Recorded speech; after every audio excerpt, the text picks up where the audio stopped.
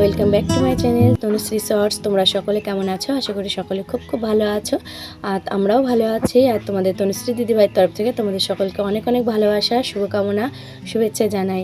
তো দেখো, এখন আছি মামার বাড়িতে আমি, আর মামার বাড়িতে আর দুপুরবেলা এখন চলে আসলাম আম পোড়াতে। তো আমার ভাই এই দেখো এখন আম পোড়াচ্ছে, মানে ওই আম পোড়া, তারপরে টমেটো মাখা বলো, আম মাখা বলো, ছেচকি বলো, ও করতে খুব মানে ভালো পারে আর কি, আর ভালোবাসে করতে, আর খেতে ভীষণ টেস্টিও হয়। তো দুপুরবেলা চলে আসলাম আমরা আম পোড়া করতে, আমার ভাই করছে আম পোড়া। তো আম পোড়াটা কিসে হবে দেখো, মেশিন ফিট করেছে সব, আর ও ভাই নিজেই সব মেশিনগুলো বানিয়েছে, আর ও ইঞ্জিনিয়ার পড়ছে, আর ওই সব মেশিনের প্রতি ওর ভীষণ আগ্রহ। তার এটাকে বলে দেখো আপর বলে, যারা সোনার উপর কাজ করে তাদের ক্ষেত্রে এই জিনিসটা খুব লাগে।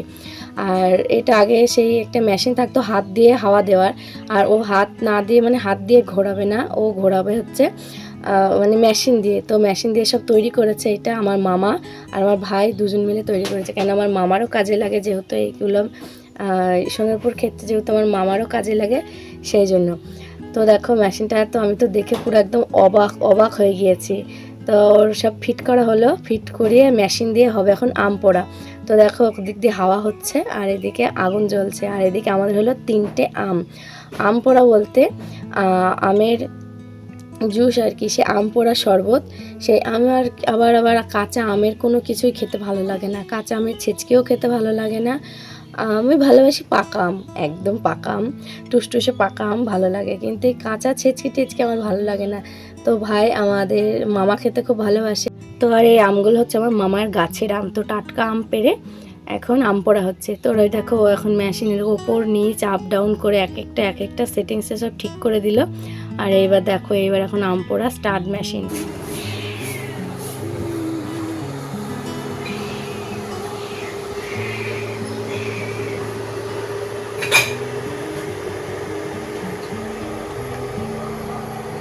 তো মেশিন চালিয়ে দিয়েছে, এখন ধোঁয়া হচ্ছে, মানে ধরছে এখন। তো দেখো সুন্দর ধরে গিয়েছে, আর আমগুলো প্রায় পোড়া হয়ে গিয়েছে আমগুলো।